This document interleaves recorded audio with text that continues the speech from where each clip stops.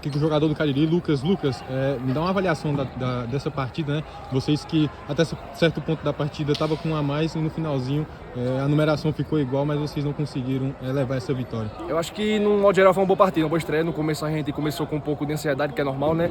Mas no segundo tempo voltamos melhor. Tivemos até uma chance de abrir o placar, mas infelizmente não deu certo. Acabamos que a metade do segundo tempo para o final, ficamos com um a mais e não conseguimos o gol, mas no final acabamos expulsando do nosso companheiro, mas é trabalhar. Agora o campeonato está só começando, uma segunda divisão muito difícil e que possamos no final aí comemorar com acesso. Foi pouco tempo de trabalho, né? Desde que vocês já iniciaram e teve essa questão de vocês estarem um bom tempo da partida com um a mais. O que é que você acha que pode colocar na conta da ansiedade o Cariri não conseguir abrir o placar? Isso, a ansiedade é o primeiro jogo, né? Algumas coisas não funcionam como a gente trabalhamos, mas é focar. O restante do campeonato aí uma competição bastante acirrada com os times aqui do Cariri e que Deus nos abençoe no restante do campeonato para que possamos fazer um bom final de campeonato para que possamos conquistar o acesso. Lucas, anos atrás você estava no Icasa, né? E agora você aqui no Cariri, na estreia, já como titular. Você acredita que pode ter mais espaço aqui no Negroni?